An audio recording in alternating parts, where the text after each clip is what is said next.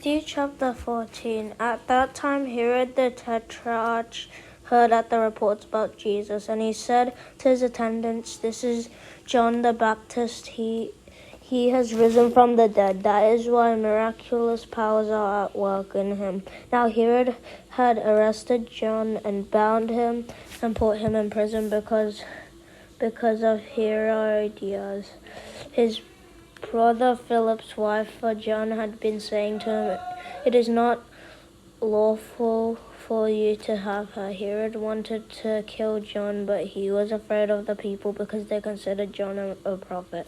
On Herod's birthday, the daughter of Herodias danced for the guests and pleased Herod so much that he promised with an oath to give her whatever she asked. Promote by her mother, she said, "Give me here on a platter the head of John Baptist." The king was distressed, but because of his oaths and dinner guests, he ordered that her request was be granted and had John beheaded in the prison. His head was brought in on a platter and given to the girl who carried it to her mother. John's disciples came and took his body and buried it. Then they went and told Jesus.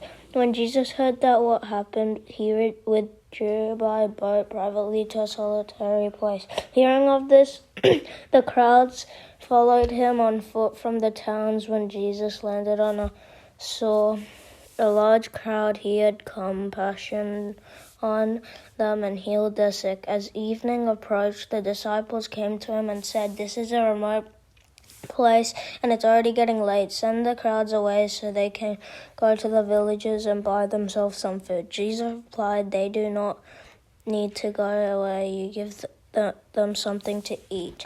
"We have here only 5 loaves of bread and 2 fish," they answered. "Bring them to me," he said, and he directed the people to sit down on the grass. Taking the 5 loaves and the 2 fish and looking up to heaven, he gave thanks and broke the loaves. Then he gave them to the disciples, and the disciples gave them to the people. They all ate and were satisfied, and all the disciples picked up 12 basketfuls of broken pieces that were left over. The number of those who ate was about 5,000 men, besides women and children. Immediately, Jesus made the disciples get into the boat and go on ahead of him to the other side while he dismissed the crowd. After he had dismissed them, he went up on a mountainside by himself to pray.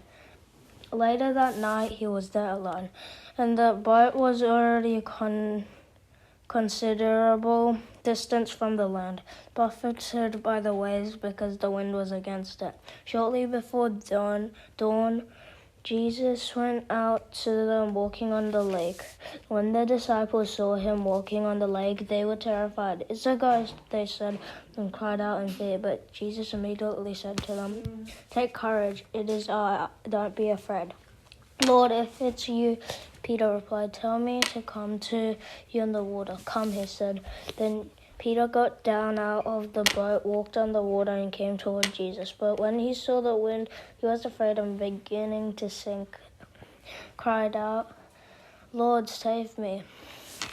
Immediately Jesus reached out his hands and called him. You of little faith," he said, "why did you doubt?" And when they climbed into the boat, the wind died down.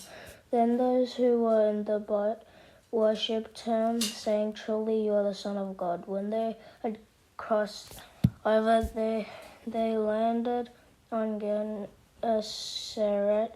And when the men of that place recognized Jesus, they sent word to all the surrounding country. People brought all the sick to him and begged him to let the sick just touch the edge of his cloak, and all who touched it were healed. Matthew chapter 14. Amen.